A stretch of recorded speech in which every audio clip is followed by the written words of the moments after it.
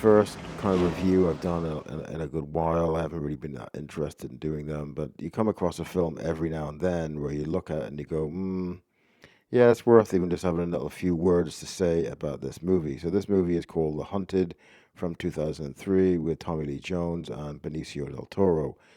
And there's a couple of things I like about this film. The main thing I like about this film is that how quick and fast paced it is with it not being boring.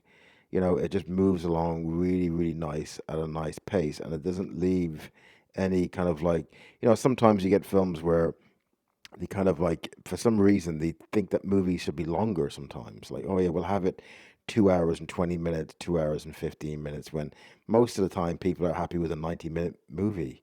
You don't need to waste all that money, all that time on exposition of characters and this, that, and the other, because really a lot of that is a lot of nonsense. It's kind of like, oh, we have to get to know this character.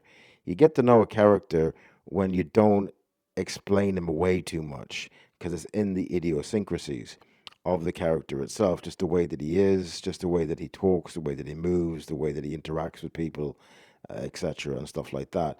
So that's one of the reasons that I like this movie is it doesn't go too much into that, hardly at all.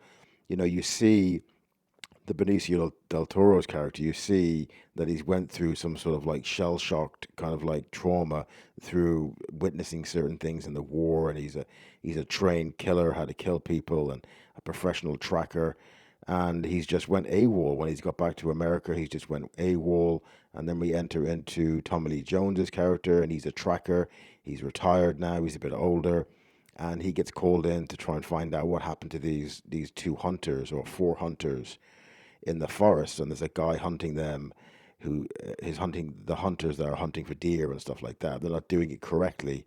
They're doing it in, you're using wrong weaponry, and they're just, they're not hunting properly. So a lot of this film centers around tracking and hunting, and this is a movie that is very similar to the way they wanted the film First Blood with Sylvester Stallone years ago, and they changed a lot of that film, but I think even Stallone himself said that if you want to see the way that Rambo First Blood, the first one, was supposed to be intended to be filmed, it's very much like The Hunted with Tommy Lee Jones and Benicio del Toro.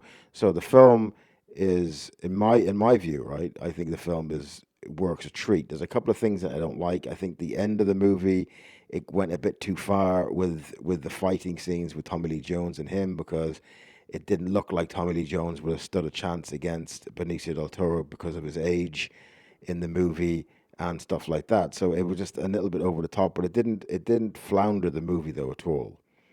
And the other part of it I didn't like all so much was Connie Nelson playing a man in the movie, which they do this in Hollywood all the time. They try and get people to think that women can be the same as men, or it's admirable that women should have the same kind of like stoic presentation as men, which I think is a mistake. I just think it's a mistake, and it doesn't ruin the movie. Right, it doesn't ruin the movie at all. The movie stands as a nice little package, to be honest. I like the movie. I like the performances in it.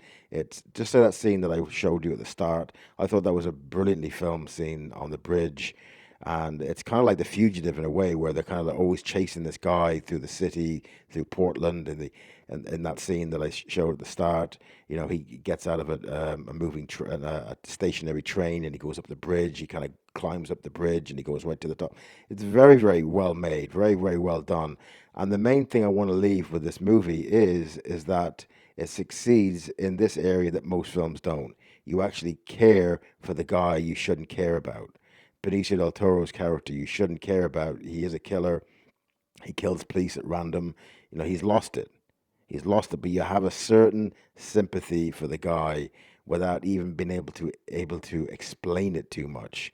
There's a small little scene at the end where it's kind of like Benicio del Toro and Tommy Lee Jones's character. They're kind of like father and son, but the son has went AWOL, but he still cares for his son. And even after right at the end scene, I won't ruin it for you. There's a little touch that Tommy Lee Jones does afterwards, and you can just it spells the movie out, and it has poetry to the movie, a certain poetry to the movie, and you understand Benicio del Toro's character in the movie without it being spelled out for you.